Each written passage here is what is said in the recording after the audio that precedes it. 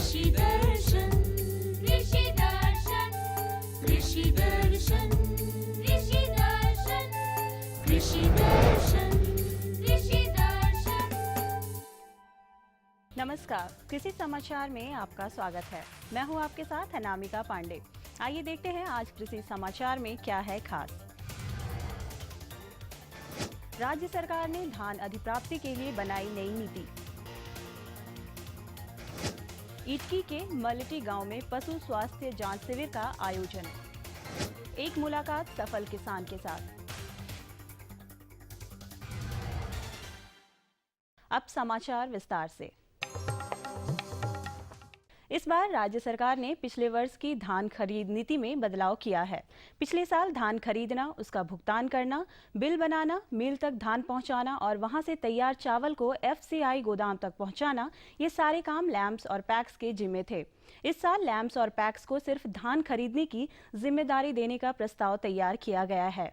FCI द्वारा tender के जरिए तय किए गए ट्रांसपोर्टर के माध्यम से धान को मिल तक और तैयार चावल को मिल से गोदाम तक पहुंचाया जाएगा, जबकि बिल की जिम्मेदारी एफसीआई के डीएम की होगी। पिछले दिनों इटकी प्रखंड स्थित मलटी गांव में पशु स्वास्थ्य जांच शिविर का आयोजन किया गया। इस शिविर में लगभग 150 पशुओं के स्वास्थ्य की जांच की गई। डॉक्टर रेखा तेरेसा कुजूर ने पशुओं की जांच की। मौके पर पशुपालकों के बीच विटामिन सहित अन्य दवाओं का वितरण किया गया। इस समय लत्तीदार सब्जी फसल फ्रेंच बीन में एफिड और फल छेदक कीट लगने का खतरा रहता है। किसान भाई एफिड कीट की रोकथाम के लिए रोगोर दवा और फल छेदक कीट के लिए लार्विन दवा से बने घोल का छिड़काव करें। फ्रेंच बीन दलहनी फसल है जिसे हम आमतौर पर सब्जी के रूप में इस्तेमाल करते हैं। इस मौसम में फ्रेंच बीन फसल में एफिड और फल छेदक कीट लग जाए तो फसल को बर्बाद कर देता है। ये दोनों कीटों के रोकथाम के लिए हमारे कृषि विशेषज्ञ की परामर्श है। किसान भाइयों, इस समय आपके खेत में दलहनी फसल की जो है लतेदार सब्जियां जो है खड़ी है। इस खेत में जो प्रमुख रूप से जो कीट आते हैं, जिसमें से हमने बताया एफिड और फल छेदक। एफिड के लिए रोगोर का छिड़काव करें 1 से 1.5 ml प्रति लीटर पानी में मिला के, तथा फल छेदक के लिए लार्विन या रोगोर का 1 से 1.5 ml प्रति लीटर पानी में डाल के छिड़काव करें, तो ये आप जो है अपनी फसल में लगने वाले एफिड और फल छेदक को नियंत्रित कर सकते हैं।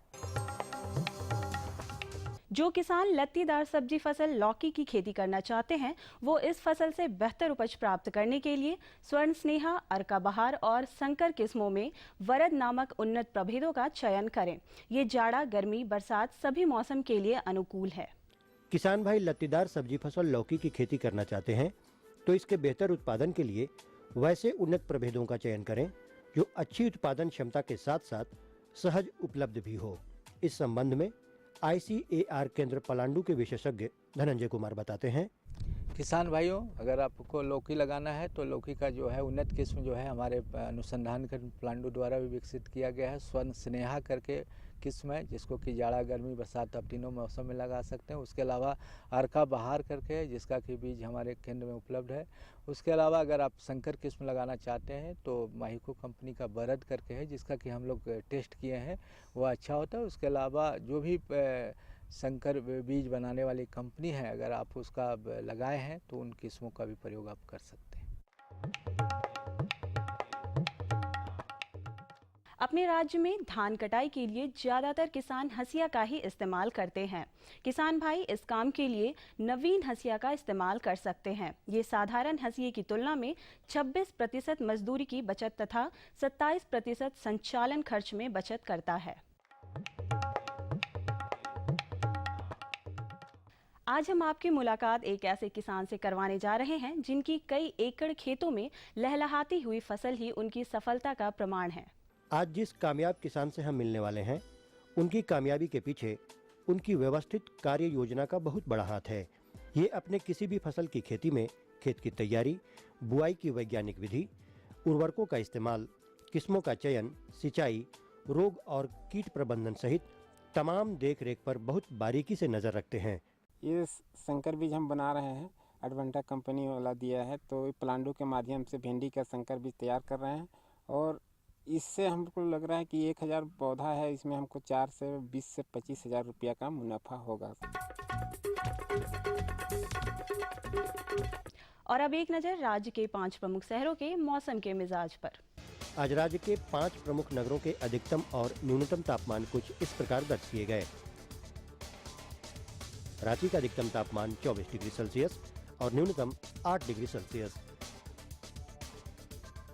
जमशेदपुर का अधिकतम तापमान 27 डिग्री सेल्सियस और न्यूनतम 12 डिग्री सेल्सियस। मेदिनीनगर का अधिकतम तापमान 25 डिग्री सेल्सियस और न्यूनतम 10 डिग्री सेल्सियस। देवघर का अधिकतम तापमान 26 डिग्री सेल्सियस और न्यूनतम 12 डिग्री सेल्सियस। वहीं धनबाद का अधिकतम तापमान 26 डिग्री सेल्सियस और न्यूनतम 12 डिग्री सेल्सियस दर्ज किया गया।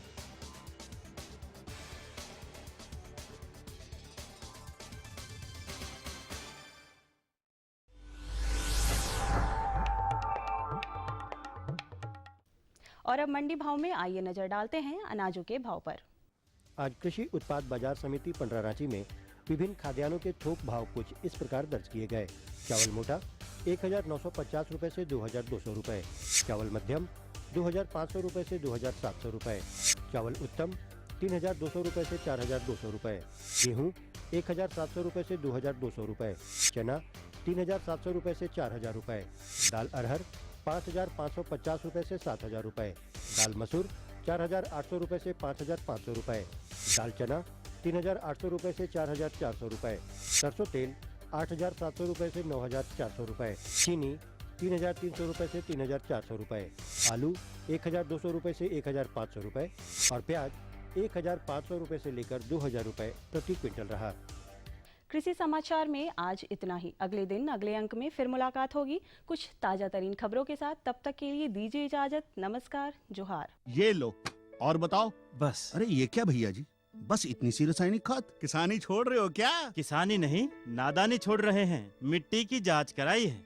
अब तो लालाजी जितनी जरूरत है उतने ही उर्वरक खेत में डालेंगे। हाँ, किसान भाई आज ही अपने जिले की नजदीकी भूमि परीक्षण प्रयोगशाला में मिट्टी की जांच जरूर करवाएं और मिट्टी में पोषक तत्व, नमी व पौधे के विकास को देखते हुए केवल जरूरत के अनुसार ही पोषक तत्व डालें। और हाँ, मिट्टी में गंधक, जस्ता, बोरोन जैसे सूक्ष्म पोषक तत्वों का पता लगाना भी न भूलें। उर्वरक और जैविक खाद के सही उपयोग से भूमि का उपजाऊपन बनाए रखें, उत्पादकता बढ़ाएं, खर्चा घटाएं और बहुमूल्य विदेशी मुद्रा बचाने में भी सहयोग दें। और हाँ, धीमी गति से नाइट्रोजन उपलब्ध कराने वाले उर्वरकों जैसे नीम लेपित यूरिया को प्राथमिकता दें और यूरिया का पत्तों पर छिड़काव करें। अरे वाह, तू तो सचमुच समझदार हो गया रे। अधिक जानकारी के लिए संपर्क करें जिला कृषि अधिकारी या किसान कॉल सेंटर। अम्मा खाना दे दो ना। सबर कर गोलू, अभी दाल नहीं गली है। तू फिक्र ना कर गोलू की अम्मा, अब की बार अपनी दाल खूब गलेगी। क्या मतलब जी? अब की बार NFSM के तहत दाल की पैदावार को बढ़ाने के तरीकों को दिखाने के लिए देश में 1000 क्षेत्र चुने गए हैं, जिसमें हमारा इलाका भी आ गया है। पर इससे हमें क्या फायदा? हमें 5 एकड़ खेती के लिए खाद और कीटनाशक के अलावा बढ़िया बीजों की एक मिनी किट भी मिलेगी। इतनी दाल कब करेंगे क्या जी? अरे भगवान, सरकार ने दलहन का समर्थन मूल्य भी खूब बढ़ा दिया है और इनकी खरीद का भी पूरा इंतजाम कर लिया है।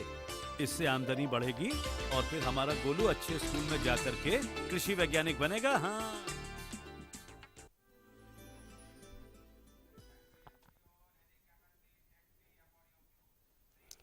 जब खेतों में चलता है हल तो देश को मिलता है बल। किसान भाइयों, कृषि दर्शन कार्यक्रम में आप सभी का बहुत बहुत स्वागत है। नमस्कार किसान भाइयों, अभी जाड़े का मौसम है और इस मौसम में हम तमाम तरह की सब्जियां खेतों में लगाते हैं। कई तरह की सब्जियां जिनकी देखभाल की ख़ास ज़रूरत होती है, यानी कि कब हम खरपतवारों को हटाएं, कब हम रोग प्रबंधन के लिए ध्यान दें, सिंचाई की कब ज़रूरत है। इन तमाम बातों को समेटते हुए आज हमने बातचीत का जो विषय रखा है वह है सब्जी फसलों की समसामयिक देखभाल। और इस विषय पर आपको जानकारियां देने के लिए हमारे साथ स्टूडियो में हैं डॉक्टर AK सिंह, जो कि प्रधान वैज्ञानिक हैं हार्क प्लांडो में। डॉक्टर साहब, इस कार्यक्रम में आपका बहुत बहुत स्वागत है। नमस्कार। नमस्कार, जोहार किसान भाइयों, अगर सब्जी फसलों की समसामयिक देखभाल से संबंधी कोई भी जानकारी चाहिए तो आप हमारे विशेषज्ञ से सीधे सीधे बातचीत कर सकते हैं। तो नोट कीजिए हमारा फ़ोन नंबर है 065122822607। तो किसान भाइयों, आप हमारे साथ जुड़िए। किसी भी तरह की कोई जिज्ञासा हो तो आप डॉक्टर साहब से सीधे बात कर सकते हैं। डॉक्टर साहब, इससे पहले कि कोई किसान भाई हमसे जुड़े, कई तरह की सब्जियां हैं। कुछ सोलनेसी कुल की हैं, कुछ पत्ता जो होती हैं जिन फसलों में वो होती हैं, गोभी वर्गीय फसलें हैं, आलू की भी फसल है। तो तमाम जो सब्जियां हैं इन पर हम एक एक करके बात करेंगे। सबसे पहले हम सोलनेसी कुल की जो सब्जियां होती हैं उनके बारे जान लें कि कौन कौन सी सब्जियां हैं इसमें और क्या क्या सावधानियां किसान भाई इस वक्त अपनाएं। सोलनेसी परिवार एक सब्जियों का बहुत ही प्रमुख समूह है। इसमें मुख्य रूप से टमाटर, बैगन, शिमला मिर्च और मिर्च, इन 4 सब्जियों की खेती किसान भाई हमारे प्रदेश में काफ़ी बड़े क्षेत्र में करते हैं और मुनाफा भी अच्छा कमाते हैं। बिल्कुल। और जहाँ तक झारखंड का सवाल है, झारखंड में टमाटर की खेती बहुत होती है और अक्सर हम देखते हैं कि जब हम जीवंत फोन इन कार्यक्रम करते हैं तो किसान भाई टमाटर के बारे जानना चाहते हैं। तो इस वक्त जो टमाटर की खेती कर रहे हैं किसान भाई, वो किस तरह से अपनी जो फसल है उसकी देखभाल कर रहे हैं? अभी इस दिसंबर का प्रथम सप्ताह चल रहा है और किसान भाइयों के खेत में टमाटर फूल और फल वाली अवस्था में है। इस समय फूल भी आ रहे हैं, साथ साथ फलों की तुड़ाई भी हो रही है। तो इस समय किसान भाइयों को सबसे विशेष बात जो टमाटर में ध्यान देना है कि पौधे को सहारा देना न भूलें। प्रायः देखा जाता है किसान भाई अच्छे किस्म के संकर बीज का प्रयोग तो करते हैं, लेकिन थोड़ी सी सावधानी बस वो पौधे को सहारा नहीं देते। इसको हम स्टेकिंग भी कहते हैं। कई तरह की तकनीकी इसमें है। सहारा देने से क्या होता है कि जो फल लगता है वो पौधे पे ही रहता है और ज़मीन पे नहीं लग छूता है। अगर किसान भाई सहारा नहीं देंगे इस समय फल वाली अवस्था में, तो जो फल ज़मीन में उनका रखता है वो फल सड़ जाता है और जब भी सिंचाई की व्यवस्था करते हैं तो उससे भी बहुत सारी फफूंद जनित बीमारियां फैलती हैं और किसान की उपज आधी हो जाती है। तो किसान भाइयों के लिए मेरा सबसे पहला सुझाव तो यही है कि टमाटर में सहारा दें, निश्चित रूप से उनकी उत्पादन बहुत अच्छा मिलेगा। जो दूसरी बात आती है कीड़े मकोड़ों की बात हम करते हैं। टमाटर में एक पत्तियों पे एक सुरंग बना देता है, पत्ती सुरंग कीट बोलते हैं। उससे क्या होता है कि पत्तियां काफ़ी क्षतिग्रस्त हो जाती हैं और उपज भी प्रभावित होती है। इस कीट के रोकथाम के लिए किसान भाइयों को डेसिस नाम की एक दवा है, इसे जो लीफ माइनर अंग्रेजी में, हिंदी में पर्ण सुरंगक कीट कहते हैं। इसके रोकथाम के लिए डेसिस नाम की दवा 1 से 1.5 लीटर दवा को 1 लीटर पानी में घोल बना के किसान भाई 10 से 15 दिन के अंतराल पे अगर छिड़केंगे तो जो पर्ण सुरंगक कीट है, लीफ माइनर जिसे बोलते हैं, ये टमाटर पे नहीं आएगा। अच्छा, तो इसके अलावा कई तरह के अन्य तरह के भी रोग लगते हैं क्या इस टमाटर में? जी। हाँ, इसके अलावा टमाटर में एक फल वेदक कीट और भी रहता है इसमें, जो कि अभी फल वाली अवस्था में फल के अंदर घुसकर रोकथाम नुकसान कर देता है। फल वेदक कीट के भी रोकथाम के लिए हम लोग मोनोकोटोफास दवा 2 ml पर लीटर पानी में घोल बना के छिड़काव करने की संस्तुति करते हैं। ये तो बात हुई कीड़े मकोड़े बीमारियों। बीमारियों की बात हम करते हैं। मुख्य रूप से पछेती और अगेती झुलसा इसमें आता है टमाटर में, ये आलू में प्रयोग पड़ता है। बिल्कुल, क्योंकि अक्सर ये जब हम जीवन फोन इन का कार्यक्रम करते हैं तो अक्सर ये और बिल्कुल मुफीद बात आप बता रहे हैं किसान भाइयों को। क्या कौन सा पछेती झुलसा और अगेती झुलसा? जी। दोनों में अंतर क्या? पछेती झुलसा में क्या होता है कि पूरी पत्ती पे जो किनारे से सड़ना शुरू हो जाती है, उसमें फफोले जैसे लक्षण आते हैं और पूरी पत्ती सड़ जाती है। जबकि जो अगेती झुलसा है उसमें गोल गोल छल्ले बनते हैं पत्तियों पर। यही जो मुख्य अंतर है दोनों में, जिसे किसान भाई आसानी से पहचान सकते हैं। तो पछेती झुलसा की रोकथाम के लिए हम लोगों ने रिडोमिल MZ 72 दवा का अनुसूचित किया है और इस दवा को 2 से 2.5 ग्राम दवा 1 लीटर पानी में घोल बना के किसान भाई अगर छिड़काव करेंगे तो टमाटर का पछेती झुलसा का नियंत्रण आसानी से हो जाएगा। अगेती झुलसा के लिए भी हम लोग डायथेनियम 45 दवा का प्रयोग करते हैं और उसके 10 से 15 दिन के अंतराल पे अगर 2 से 2.5 ग्राम दवा 1 लीटर पानी में घोल बना के अगर छिड़काव करेंगे तो ये जो हमारा ये भी अगेती झुलसा है, इसका भी नियंत्रण काफ़ी हद तक हो जाता है। तो ये रोग लगे ही नहीं टमाटर की सब्जी में, इसका कोई उपाय डॉक्टर साहब? देखिए, इसके लिए ऐसा है कि बीमारी के लक्षण पैदा होने से पहले ही किसान भाइयों को सावधानी के रूप में छिड़काव करना पड़ेगा दवा का, क्योंकि बीमारी आने के बाद प्राय किसान भाई छिड़काव करते हैं तो उस समय का आधा नुकसान तो हो चुका हुआ होता है और फिर किसान भाई कहते हैं कि दवा से नियंत्रण नहीं हुआ। तो मेरा सुझाव किसान भाइयों को ये कि जैसे ही मौसम में कुछ बादल दिखाई पड़े, ठंड बढ़े, उस समय ये बीमारी का प्रकोप, जो नमी बढ़ती है तभी इस बीमारी का प्रकोप बढ़ता है। तो उस समय ही एक दवा मतलब सावधानी के लिए बीमारी आने से पहले ही अगर छिड़काव कर देंगे, 1-2 अंतराल 10-15 दिन के अंतराल पे कर देंगे तो अगर बीमारी आती भी है तो उतना नुकसान किसान भाइयों को नहीं होगा और अपनी फसल को बचा सकते हैं। बिल्कुल। चलिए अब सोलहसी परिवार की दूसरी फसल जिसके बारे में आप बात कर रहे थे, बैगन की बात कर लेते हैं। बैगन इस वक्त बहुत सारे किसान भाई और बाजार में हम देख भी रहे हैं कि बैगन बहुत उपलब्ध भी है। बैगन में अक्सर डॉक्टर साहब हम देखते हैं कि बैगन जब हम काटते हैं तो उसमें कई तरह के कीट निकलते हैं और ख़राब रहता है, कई तरह के रोग भी बैगन की फसलों में लग जाती है। तो इस वक्त जो किसान भाई बैगन की फसल लगा रखे हैं वो कौन कौन सी सावधानियां अपनाएं? देखिए, बैगन में जो जैसे आप कह रहे हैं कि काटने पे कीड़ा निकलता है, बैगन का जो सबसे प्रमुख से कीट है वो तना एवं फल वेदक कीट के नाम से जाना जाता है। किसान भाई शुरू की अवस्था में जब पौध की रोपाई करते हैं तो वो देखते नहीं ध्यान से, होता क्या है कि फुनगी से ऊपर से ही कीट वो तने में चला जाता है। तो फिर तने में जाने के बाद किसान भाई बहुत सारे छिड़काव करते हैं, दवाओं का प्रयोग भी करते हैं, लेकिन कीट का नियंत्रण नहीं हो पाता क्योंकि कीट पहले ही तने के अंदर चला गया है। प्रारंभ की अवस्था में किसान भाइयों को हमारा सुझाव रहता है कि जैसे ही उस कीट का आक्रमण हो, धारदार ब्लेड आता है, सिंपल 2 रुपए के ब्लेड्स आते हैं, हाथ में लेकर के वो फुनगी को काट दें। जहाँ तक वो फुनगी झुकी हुई है वहाँ तक काट के निकाल के एक बाल्टी में कीटनाशक घोल बना के इकट्ठा करते जाएं, या तो उसको ज़मीन में दबा दें किसान भाई, या उसमें डाल करके कीड़ों को मार दें। ऐसा करने से कोई नुकसान नहीं होता है, शाखाएं अधिक निकलती हैं, उत्पादन भी अच्छा मिलता है। तो ये तो मैं खुद जो है मैनुअली इसको करना पड़ेगा, इससे भी नियंत्रण होता है।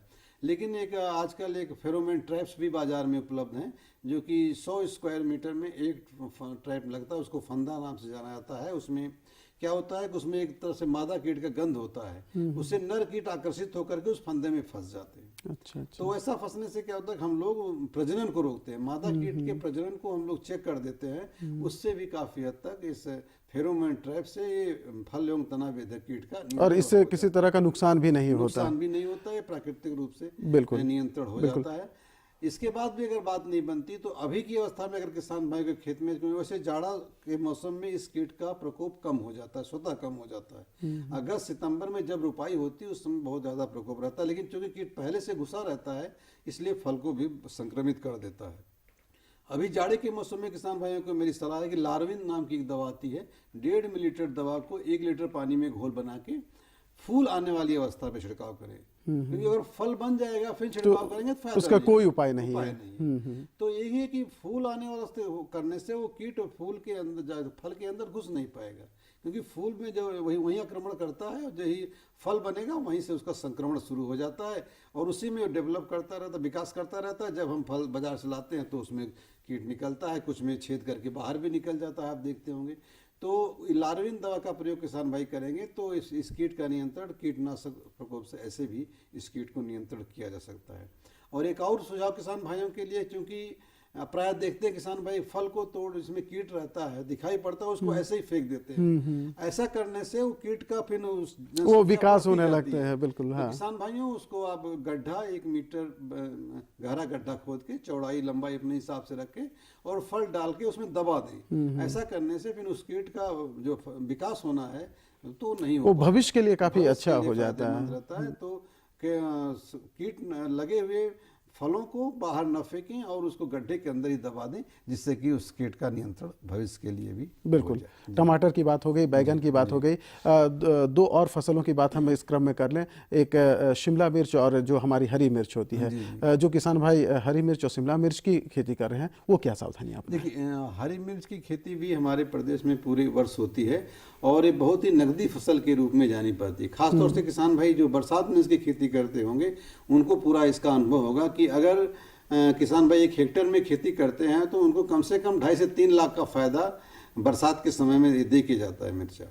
और इसमें मुख्य रूप से एक बीमारी आती है, इसमें पूरे पौधे की पत्तियां सिकुड़ जाती हैं, वायरस जनित बीमारी है। उसके रोकथाम के लिए किसान भाइयों एक सफ़ेद रंग की मक्खी है जो कि इस बीमारी को फैलाती है, उसके लिए आप कीटनाशक दवा मोनोकोटोफास मोनोसिल जो भी बाजार में मिले आपको 2 मिलीलीटर दवा 1 लीटर पानी में घोल बना के अगर छिड़काव करेंगे तो जो ये इस कीट को जो कि बीमारी को एक से दूसरे फैलाता है उसको रस को चूस करके बीमारी नियंत्रित हो जाएगी और इससे कीट का नियंत्रण भी उस बीमारी का हो जाएगा। यही एक बीमारी है जो इसमें आती है। शिमला मिर्च में प्राय देखा जाता है बिल्ट बीमारी, मुरझा रोग बहुत आता है, तो फिर उसके लिए आपको रोग रोधी किस्मों का चुनाव करना पड़ेगा। हम भी अपने बागवानी अनुसंधान केंद्र पे इस समय शिमला मिर्च की रोगरोधी किस्म के विकास में लगे हुए हैं। और मैं बताना चाहूँगा कि हमारी एक किस्म का अभी उरमाची में किसान उसको लगाए और बरसात के सीजन में फल तो उतना अच्छा नहीं हुआ और 80 रुपये किलो के हिसाब से बेच करके बहुत ही अच्छा मुनाफा कमाए। तो जो किसान भाई मेरी बात को सुन रहे हैं, ये मत समझिए कि जाड़े में ही शिमला मिर्च की खेती कर सकते हैं। अधिक पैसा कमाना है तो बरसात में भी हमारे पास प्लांडू में किस्म उपलब्ध है, आप संपर्क करें, आपको हम संपर्क बीज देंगे और आप बरसात के मौसम में भी शिमला मिर्च से फ़ायदा अच्छा कमा। बिल्कुल। डॉक्टर साहब, अब हम गोभी वर्गीय सब्जियों की बात कर लें। झारखंड के बहुत सारे किसान हैं जो पत्ता गोभी और फूल गोभी की खेती बड़े पैमाने पर करते हैं। कई बार हम देखते हैं कि फूल गोभी में कई तरह के रोग लग जाते हैं, कई तरह के कीटाणु लग जाते हैं, तो क्या सावधानियां अपनाएं और इस वक्त जो लगा रखे हैं वो किसान किन किन बातों का ध्यान रखें? देखिए, सबसे पहले हम फूल गोभी की बात करेंगे कि फूल गोभी एक ऐसी समूह की सब्जी है जो कि पूरे वर्ष हमारे झारखंड प्रदेश में इसकी खेती होती है और जो रंग यहाँ पे सफ़ेद रंग का फूल हमें मिलता है दूसरे प्रदेशों में नहीं मिल पाता। गर्मी के मौसम में भी यहाँ फूल गोभी की खेती होती है।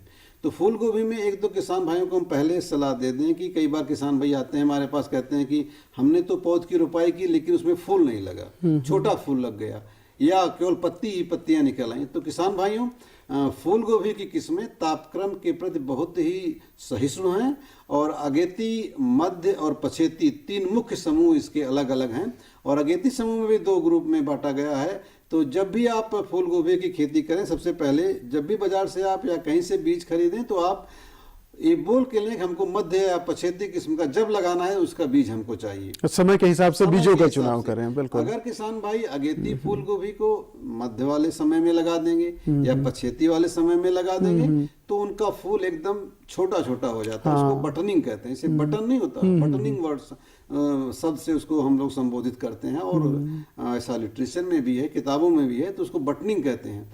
तो वो किसी और वजह से नहीं हुआ, इसलिए हुआ कि आपने गलत मौसम का बीज गलत समय में लगा दिया। तो ये सबसे बड़ी समस्या। और एक समस्या फूल गोभी में जो है कि उसमें एक हमारे झारखंड प्रदेश की मिट्टी अम्लीय है, उसमें मॉलिबेडनम की कमी भी पाई जाती है। तो किसान भाइयों, चूना का प्रयोग जरूर करें खेत में अम्लीय मिट्टी को सुधारने के लिए।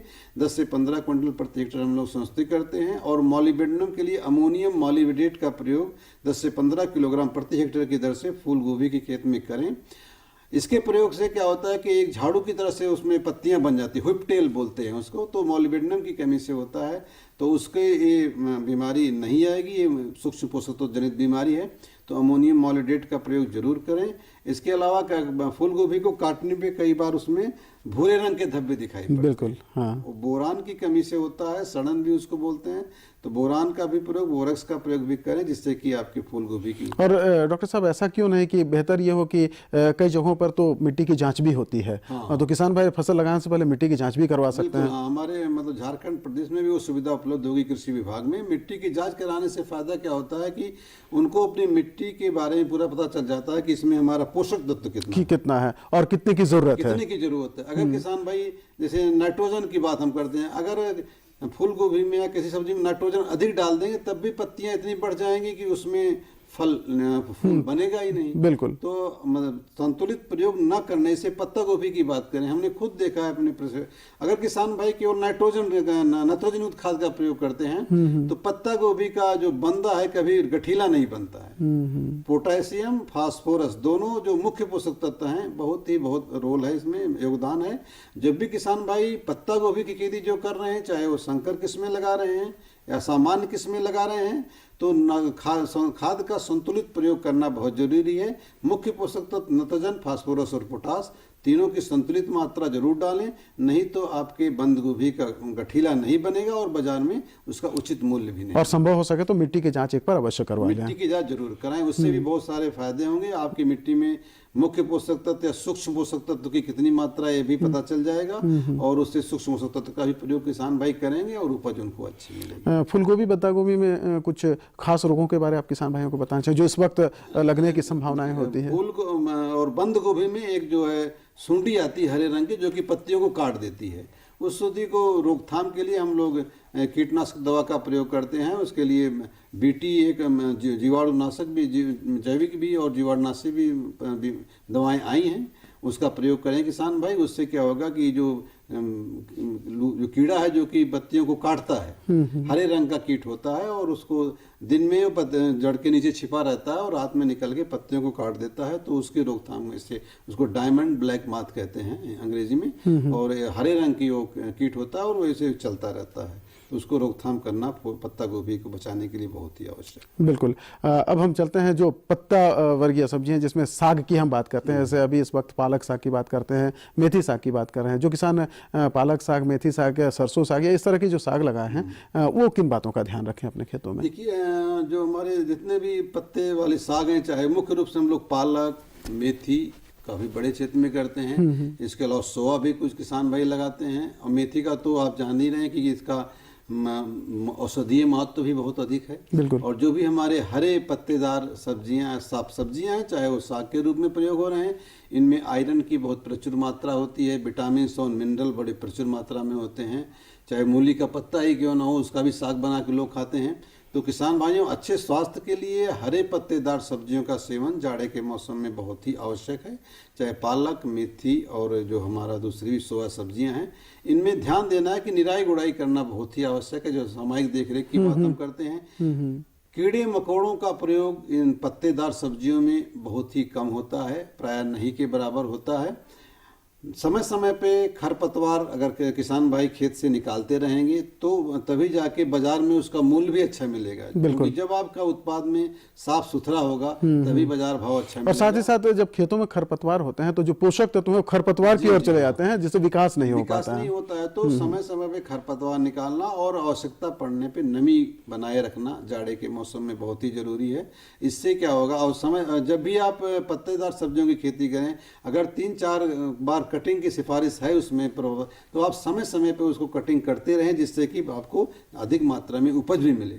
प्राय किसान भाई देखा जाए लालच में पत्ता बड़ा होने देते हैं और बहुत बाद में काटते हैं, उससे क्या होता है, बाजार भाव भी अच्छा नहीं मिलता और दूसरे उनकी उपज भी कम हो जाती है। बिल्कुल। तो डॉक्टर साहब, जैसा कि आपने बताया, हमारे किसान भाइयों ने सुना कि तमाम तरह की सब्जियां इस वक्त आपके खेतों में लगी हुई हैं और बहुत विस्तृत जानकारी आपको मिली कि अगर आप टमाटर हो, बैगन हो, पत्ता गोभी हो, फूल गोभी हो, शिमला मिर्च हो या और तरह तमाम पत्ता से संबंधित जो सब्जियां हैं, आप इसकी देखभाल सही ढंग से कर सकते हैं और आप अधिक से अधिक मुनाफा कमा सकते हैं। किसान भाइयों, आप अधिक मुनाफा कमाएं, आप सफल रहें, इन तमाम शुभकामनाओं के साथ कृषि दर्शन की पूरी टीम को इजाज़त दीजिए। डॉक्टर साहब हमारे कार्यक्रम में आए, इसके लिए आपका बहुत बहुत धन्यवाद। नमस्कार, जोहार।